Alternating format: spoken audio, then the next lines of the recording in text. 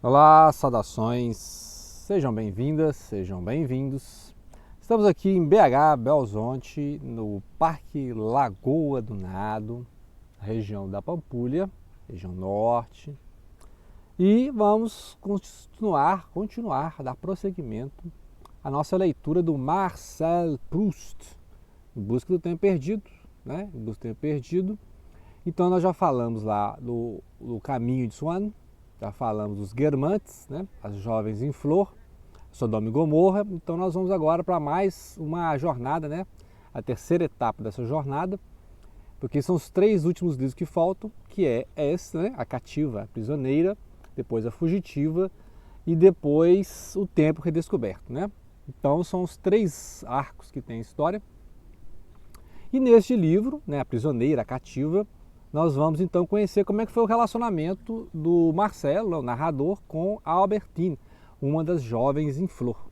É isso, ela estava lá em Baalbek e tal, conquistou a moça. A mãe, né, a mãe do Marcelo queria que ele terminasse logo isso, né, já que sabe que ele vai casar mesmo e tal, né, deixar a moça em paz. Aí ele estava lá postergando, enrolando, né, mas por ciúmes ele acabou assumindo esse relacionamento, né, com a família e levou a menina para morar lá na casa e assumiu então esse relacionamento, mas não deu certo, né? Um relacionamento assim muito dado ao ciúme, que é repetindo os mesmos problemas lá do Sr. Swan, né? Que inclusive aqui faleceu, né? Já tem uma parte do livro que mostra a morte dele, ele faleceu. Outros personagens vão morrer aqui na história, né? O Bergot, né? O escritor lá, que ele ouvia, o Marcelo ouvia muito esse escritor, e aí ele vai também falar, né? Ele teve o Bergot. Então, ou seja, são personagens, né, que a gente vai acompanhando desde o primeiro livro, nessa jornada, né? Este livro aqui, quando foi lançado, o Proust já tinha morrido, então é uma obra póstuma, né? Ele em vida ainda lançou a primeira parte do Sodoma e Gomorra, mas quando chegou essa parte aqui já tinha um ano da morte do Marcel Proust.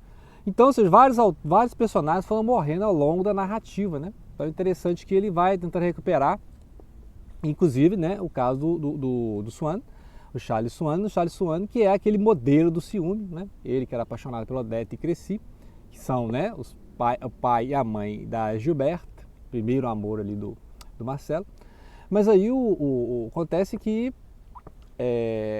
todo esse drama do ciúme que tinha lá, o Swan, né, agora é repetido pelo Marcelo, né? Então assim, todo aquele interesse dele narrar, né, aquele conflito lá do Swan com a Odette, vai se refletir aqui nesse verdadeiro agônia, né, verdadeira luta subjetiva, altamente subjetiva, porque ele é um ego infladíssimo, né? Ou seja, ele é essa pessoa dado até assim ao solipsismo mesmo, porque por que ele escolheu logo a Albertine, né?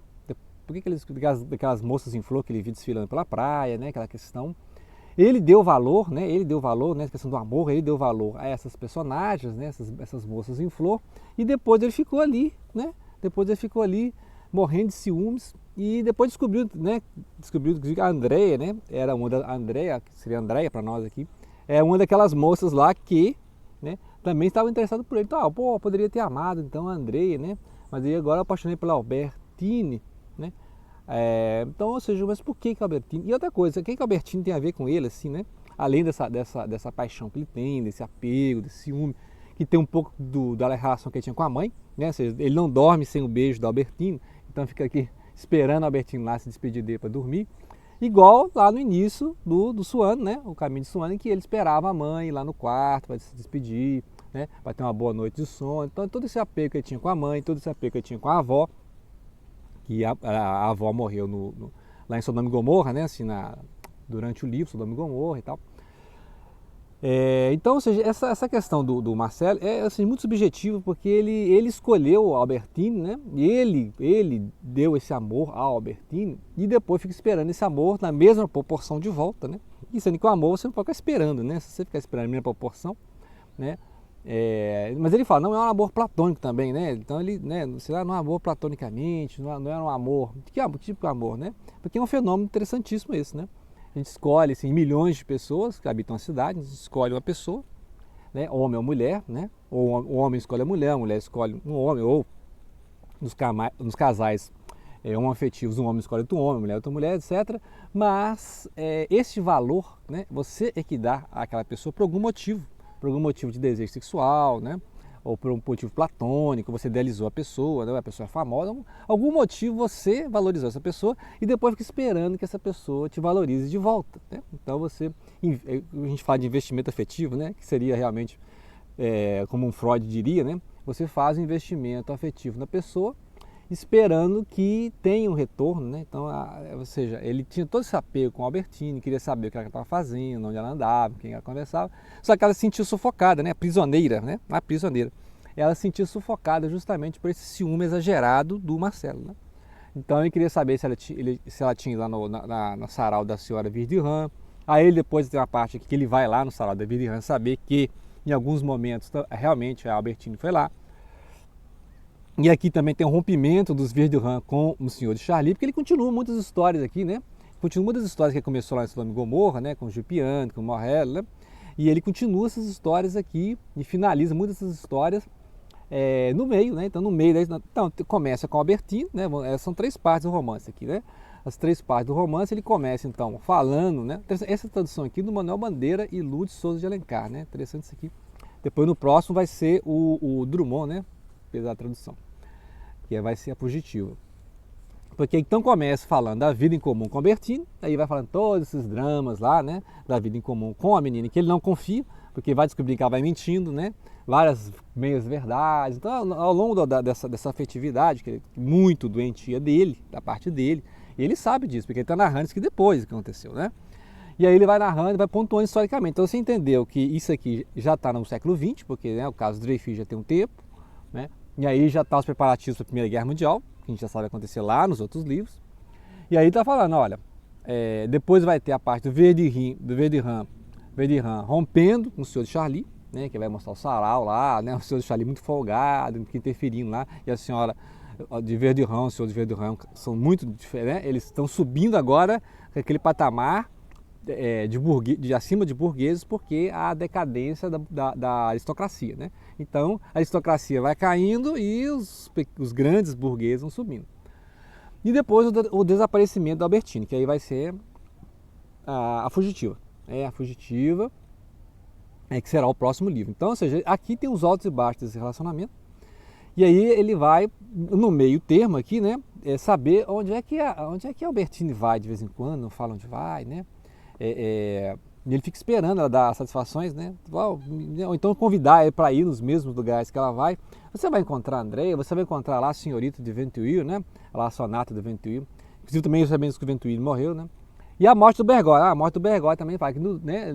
Comentando lá os saraus dos Virdirhan, que lá nesse sarau que ele conheceu o Swann, o Bergotte, né? Conversou lá com o pessoal. O Charlie também, né? Que ele conheceu lá, os Guermantes, né? Então ele fala do Bergotte. O Bergotte foi numa exposição de quadros, né? Foi uma exposição de quadros holandeses, para escrever, né? De forma bem subjetiva mesmo, bem detalhista, que é o estilo do Marcel Proust, de dedicar parágrafos inteiros a descrições de personagens, locais, eventos.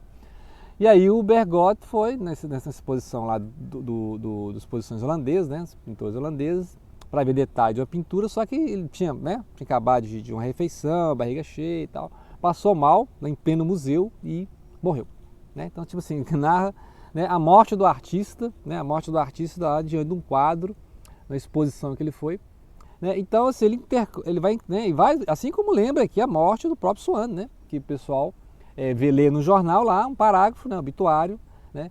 E ele fala assim, mas o Swann frequentava os clubes, frequentava a night, frequentava os saraus, né, mas ele não tinha um nome histórico, um nome de nobreza, e será logo esquecido, a não ser pelo meu livro. Então ele fala assim, daí faz a metalinguagem, né? No meu livro, o Swann é um personagem importantíssimo e as pessoas em breve estarão comentando, né? Então o Swann não vai morrer, né? E realmente estamos aqui falando do Charles Swann, né? Que é esse personagem interessantíssimo, esse símbolo do ciúme, né? Se você quer um personagem assim marcante, é esse Swann, o símbolo do ciúme. E é interessante que o Marcelo não aprendeu nada, né? Porque ele sabe de tudo aquilo que passou na vida do Swann, todo aquele sofrimento dele, ele está repetindo todos os sofrimentos, e aí, como ele está escrevendo um livro a posteriori, certo? Depois de tudo que ele então, só, vou colocar então o Swan primeiro, até por questão cronológica, né? O Swan veio antes. E a partir da história do Swan, depois eu vou desenvolver a minha história, né? Então tudo aquilo que vai falando lá no caminho de Swan, né? E depois no caminho de Guermantes, agora ele vai repetindo então agora no Prisioneira. Então por isso que é o terceiro arco. Então o primeiro arco vai ser o caminho de Swan e as moças em flor. Aí o segundo arco vai ser o caminho de Guermantes continuando Sodoma e Gomorra. Aqui na Prisioneira ele termina alguns aspectos que ele começou em Sodoma e Gomorra e já começa então o terceiro arco, que é a Prisioneira, Fugitiva e o Tempo Redescoberto. Lá no Tempo Redescoberto volta ao início, por quê? Porque ele começa a escrever o livro. Qual livro? Esse. Né? Então todo esse trabalho subjetivo de resgate da memória vale porque ele vai voltar e vai escrever o livro. Né? Ou seja, então qual que vai ser o resultado de toda essa reminiscência, essa busca do tempo perdido? O próprio romance Em Busca do Tempo Perdido. Né? Então ele ficou a vida toda armazenando esse conhecimento, essas memórias, para escrever uma grande obra. Né? Então eu vou escrever uma grande obra, e quando ele decidiu escrever a grande obra, né, logo no início do século XX, ele ficou ali, né, as suas 2 décadas trabalhando a redação desses 7 livros. Né? Então, ou até mais de 7 livros, porque, como eu falei, né, tem edições do Caminho Guermantes, que são 2 livros, tomo 1 e tomo 2. E Sodoma e Gomorra, a mesma coisa, tomo 1 e tomo 2. Então, você tem além, né, tem edições aí com 7, com 9, 10 livros, né, dependendo da edição que você tiver.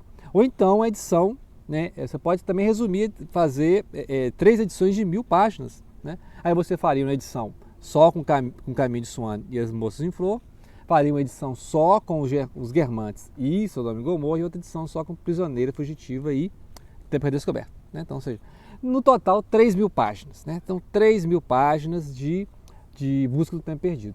E aí, esse livro vai encerrar então com essa impossibilidade do amor mesmo, dessa entrega. Ele não chegou a lugar nenhum com o Albertini. Assim como ele poderia ter amado outra, né? A Andréia, no caso, fica aqui. Oh, se eu tivesse amado. Sempre isso. Ah, se eu tivesse amado. Ah, se eu tivesse casado com Ciclano. Né? Se eu tivesse apaixonado por Beltrano. Né? Então, assim, na verdade, como não deu certo esse relacionamento, ele vai falar, se eu tivesse apaixonado por qualquer uma das outras moças em flor. Né? Porque aconteceu dele ir lá no ateliê, encontrar o Albertini, ela conversou com ele, né?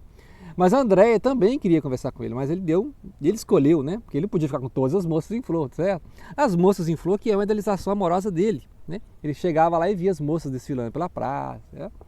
E depois foi conhecendo nominalmente, né? Ou seja, foi fazendo amizade. Então, ou seja, interessante como é que ele valorizou essa imagem poética das moças em flor, que a gente viu lá no belíssimo, né? A Sombra das Moças em Flor, A Sombra das Jovens em Flor.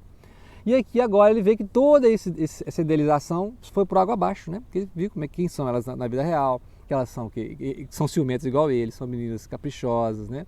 Que não vão entender essa interesse literário. Por mais que discutam literatura, tem uma parte final aqui que tem várias citações de autores russos, né? Dostoiévski, Tolstói, autores, Stendhal, né? Fala de Stendhal, Balzac. Então tem uma parte aqui que ele vai fazer muita referência. Baudelaire, tem, né, citações de Baudelaire. Então, ou seja, nessa parte final, você vê que eles liam uma coisa de literatura, só que ele não podia confiar na Albertine, né? Ou seja, ele vai elencando aqui as mentiras, as inverdades, né? E aí ele vai ligando para as amigas, você viu Albertine? Ah, não vi, foi o lugar. Ou seja, falava que na casa amiga ia para outro lugar, né? Então, e ele nunca confiou então na Albertine. Como não há confiança, então ele percebeu que ele já é ciumento, ele já é apegado, né? Ele estava aumentando esse sofrimento, essa tortura. Então ele fala assim, amor é o nome que eu dei para essa tortura que ele sentiu o tempo todo, porque ele não podia confiar na fidelidade da Albertine, né? Sabe-se lá com quem que a Albertine estava, né? E aí sempre aquele negócio do apego que ele tinha com a mãe, com a avó, né? Esperar o beijo, beijo de boa noite, né? Sem o beijo da Albertine ele não dormia. Então, ou seja, mostra muito, muito subjetivo, né? Então, os momentos assim, muito subjetivos. É interessante essa questão do ser humano, né? Rodar em torno do seu próprio quarto, né? Você é capaz de escrever um livro de 3.000 páginas sobre a sua visão do mundo, né? Mesmo que seja pontuado por questões históricas, como foi o caso de Dreyfus, comentado, né? Os preparativos da Primeira Guerra Mundial são comentados. Nos próximos livros, vários trechos vão falar da Primeira Guerra Mundial, né? Então, porque o próprio momento de narração do livro, ou seja, ele estava lembrando desses personagens lá no final, né, do século XIX, a Belle Époque, mas o momento de redação disso é 20 anos depois, então já estava acontecendo a Primeira Guerra Mundial. Né? Então, ou seja, ele vai narrando essas memórias, né, e é só que o tempo vai passando. Então, né? Ou seja, ele não pode, ele não ficou parado no século XIX, né? Então ele vai narrando fatos do século XIX, mas ele já estava no modernismo, né? Então é uma transição, ou seja, ele está narrando o material do século XIX com a linguagem moderna, de vários gêneros, de vários recortes, daquilo que seria o modernismo no século XX, ok? Então vamos agora para mais 2 livros, né? Vamos ver se a gente faz em dezembro, que é O Fugitivo e O Tempo Redescoberto, ok? Então, grato pela atenção, aqui direto da Lagoa do Nado, Pampulha, BH. Grato pela atenção. Não deixem de compartilhar.